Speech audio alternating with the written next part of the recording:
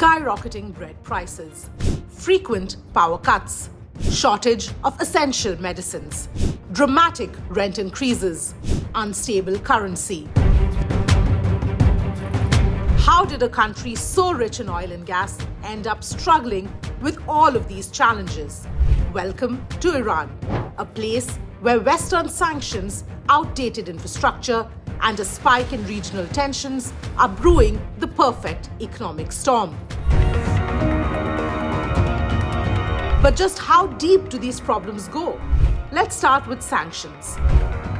For over a decade, a relentless wave of international sanctions battered Iran's economy. The result? A GDP growth rate that hasn't come close to 2011 levels.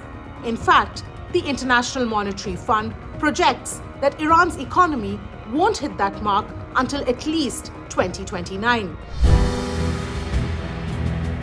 So what does this long-standing economic strain mean for ordinary Iranians? Inflation is through the roof, sitting at 34%, and essential goods have become near luxury items. Bread prices alone have jumped a shocking 200% in the past year. Water and housing costs are right behind, putting immense pressure on everyday life. And it doesn't stop there. Iran's inflationary squeeze has hit prices of other food items hard as well, especially for staples like chicken and eggs. Why? Rising costs of poultry feed and veterinary medicines are driving up prices for these essentials.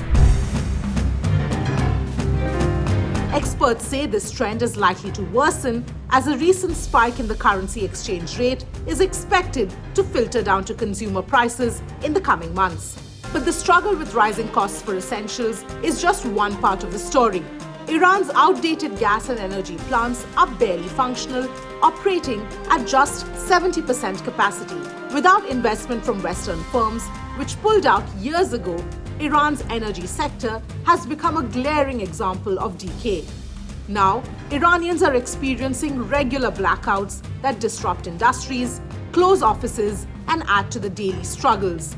Energy shortages are also hitting one of Iran's biggest non-oil exports, steel. Production dropped by 50% last month alone as the country's power grid struggles to keep up with demand.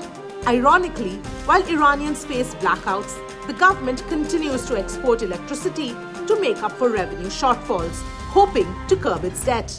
Can Iran afford to keep its own people in the dark and sell power abroad? The story doesn't look much better on the international trade front as well. Trade between Iran and its major partners, China, UAE, Iraq, Russia, India, and Turkey, suffered a severe decline in 2023.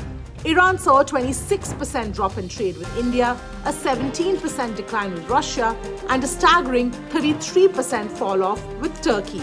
Even China, Iran's biggest customer for oil, has scaled back its purchases significantly this year. How can Iran's economy recover if its trade lifelines are being cut off one by one? With regional tensions spiking over recent conflicts and promises of retaliation, Iran's economy is facing the strain on multiple fronts. Can the nation adapt to these challenges? Or will we see even more disruption in the years to come? Only time will tell. But one thing is clear, the road ahead for Iran is anything but easy.